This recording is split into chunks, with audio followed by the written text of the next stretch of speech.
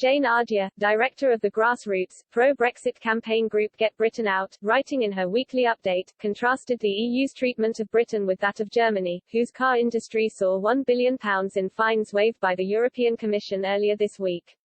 Ms. Ardier was speaking after new figures published by the Commission put the total Britain owes at £40.8 billion, with Downing Street publicly rejected the estimate. She said, "This is an increase of nearly £2 billion on the original estimates made by the UK Office for Budget Responsibility." What makes this hike in demands somehow worse though, is the fact we could all see it coming as soon as Theresa May conceded to paying a divorce bill, in the first place. The EU will continue to try and demand more and more money at every opportunity, with almost no logic behind the demands. The bill had been issued by the EU's Court of Auditors, which Ms. Ardier accused of failing to audit the bloc's accounts for decades, and of ignoring swathes of errors every year.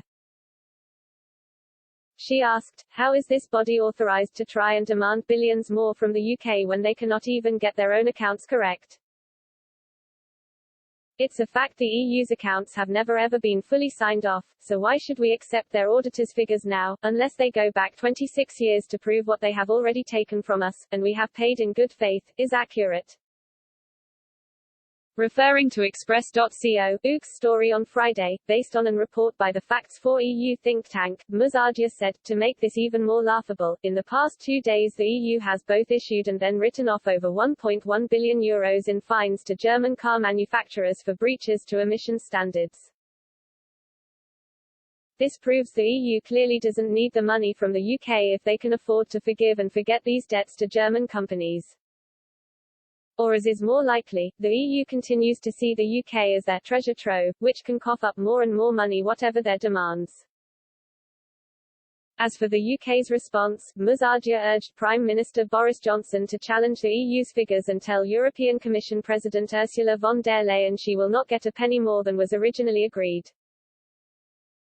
Ms. Ardier said, this cannot be up for debate because as with so many other areas of negotiations with the EU, if we simply succumb to their demands, they will keep on trying the same tactics time and time again.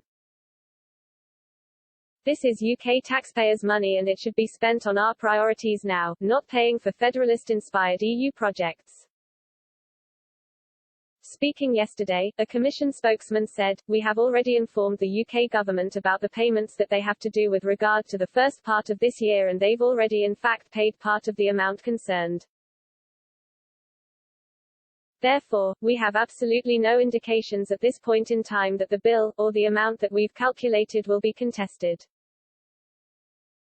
However, referring to the £40.8 billion total, a Number 10 spokesman said, we don't recognise that figure, it's an estimate produced by the EU for its own internal accounting purposes. For example, it doesn't reflect all the money owed back to the UK, which reduces the amount we pay. Our estimate remains in the central range of between £35 minus 39 BN and we will publish full details in Parliament shortly. As a result of the Brexit negotiations, a deal was struck whereby the UK will pay the EU a sum covering pension contributions for EU staff in addition to funding for 3 EU research programmes from 2021 to 27. In turn the UK will get back roughly £3 billion paid into the European Investment Bank, plus £50 million which it had in the European Central Bank. The UK will also get a share of any fines paid to the EU which were imposed before the end of last, a figure likely to add up to £1.2 billion.